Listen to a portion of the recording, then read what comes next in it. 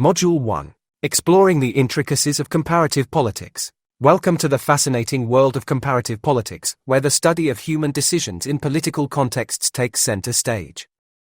Let's embark on a journey to unravel the complexities of this field, and in doing so, we'll explore the intricacies of political decision-making, a process that is as intricate as it is impactful. At its core, politics is about decision-making. It's not just any decision-making, though. We're talking about choices that steer communities, influence nations, and sometimes, even shape the global landscape. This kind of decision-making doesn't revolve around personal gains like money or altruism, nor is it confined to the negative realms of corruption. Instead, it's about power, the power to make authoritative choices that affect a whole community. Think of it as the steering wheel of a society, guiding the collective ship through the stormy seas of public issues. Now, comparative politics steps in as both a lens and a toolbox.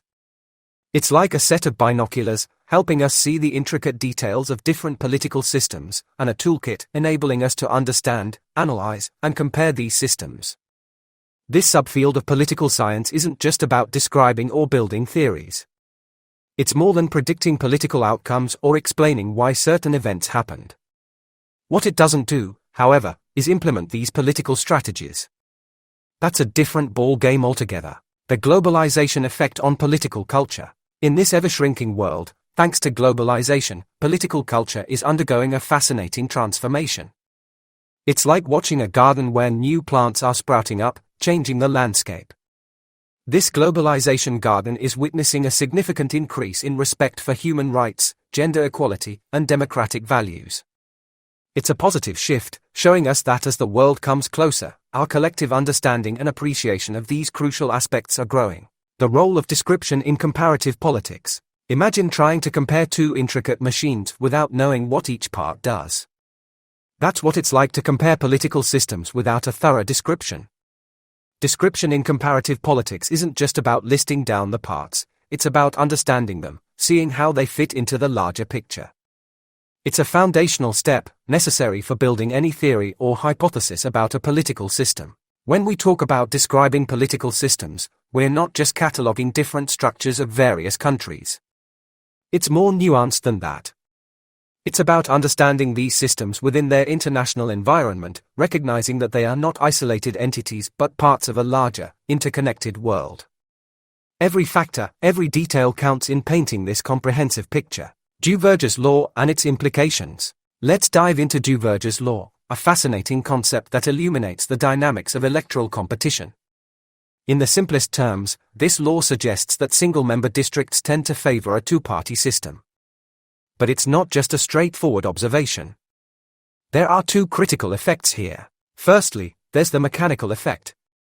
It's like a filter that sifts out smaller parties, leaving the bigger ones to dominate.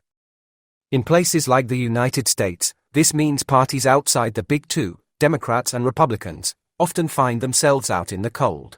Secondly, there's the psychological effect, a bit like a game of chess where players are thinking several moves ahead. Voters anticipate the mechanical effect and adjust their strategies accordingly. They might support a party not because they agree with them entirely, but to avoid an even less desirable outcome. It's strategic voting, a dance of choices where the music is played by the rules of the electoral system.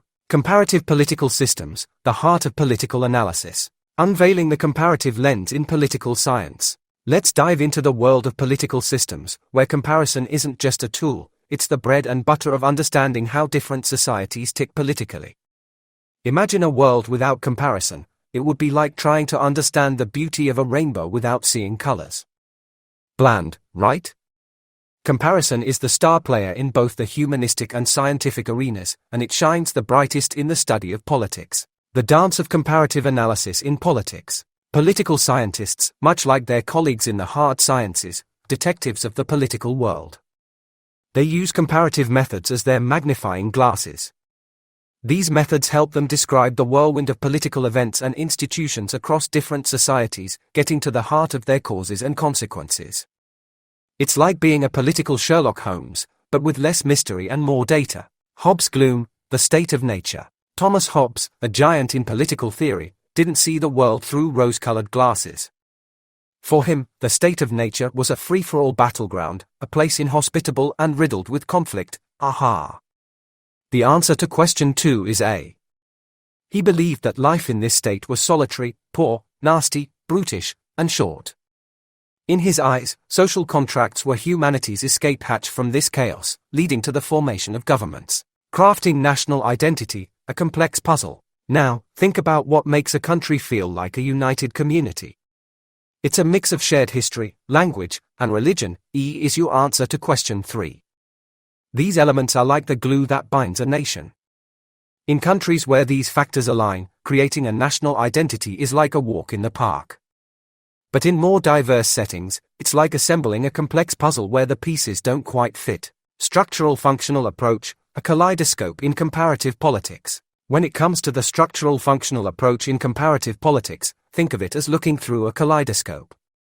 Different countries have institutions that might resemble each other, think parliaments, courts, etc., but just like a twist of the kaleidoscope changes the pattern, these institutions might serve varied functions in each country, and there you have your answer to question 5, E. It's a vibrant and dynamic way of understanding how political structures adapt and function across different societal landscapes. The foundations of political culture and socialization. Creating and sustaining a political community. The journey of establishing a political community is akin to assembling a complex puzzle, where each piece represents an essential component of a nation's identity. Governments, especially new ones, face the daunting task of weaving together diverse elements to form a cohesive political community. This process involves more than just erecting common structures, institutions, and processes. It requires fostering a shared political culture among the populace. Political culture, more than just common views. Imagine a nation as a tapestry of varied threads, each thread representing different world views, values, and expectations of its people. This intricate weave forms the nation's political culture. But why focus on political culture? It's because this culture is the glue that binds a political community together, creating a sense of belonging and shared purpose. It's about understanding the why behind the what in politics, the complexity of evaluating different political systems. Now, let's talk about evaluating political systems. It's like trying to compare apples, oranges, bananas, and grapes all at once. Each political system has its unique flavor, shaped by its distinct culture and values. That's why answering why politics operate differently in various systems is tricky. It's not just about data or prediction difficulties, it's more about the diverse values and priorities that people in different systems cherish. In a way, these differences are what make the political world a kaleidoscope of ideologies and practices. Layers of political culture, the system level. When we peek into a nation's political culture, it's like opening a Russian nesting doll. There are multiple layers, and one of the most crucial layers is the system level. This level is all about how citizens see their nation and government's legitimacy. It's the foundation that holds the political structure steady. Without this sense of belonging and legitimacy, a political system is like a house built on sand, unstable and prone to collapse. Government's role in political culture. Diving deeper into the political culture, we encounter questions about the government's role. This is where the policy level comes into play. It's like asking, what should our government do? Should it be a silent guardian, a watchful protector, or a guiding star? This level shapes the expectations from the government and outlines its perceived responsibilities. Political parties, the engines of political aspirations. Now, let's turn our attention to political parties. These entities are more than just groups with a political agenda. They are the engines that drive political aspirations into reality. Political parties are like brands in the supermarket of politics, each vying to place their products, candidates, in the prime spot, office. They are the matchmakers between political ideologies and public office, ensuring that the voice of their supporters is heard in the corridors of power. The Great Leap versus Cultural Revolution, Goals and Nature. In discussing historical movements, it's fascinating to contrast the Great Leap Forward and the Cultural Revolution.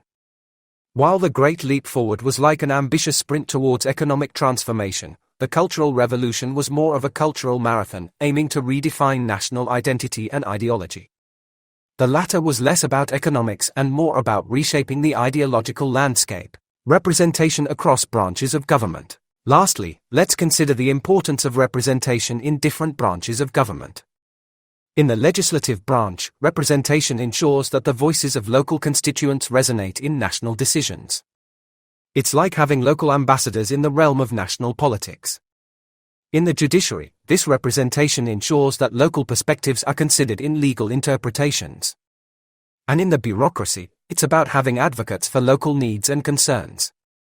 This multi-level representation ensures that the interests of diverse communities are not just a footnote in national policies but are part of the main narrative.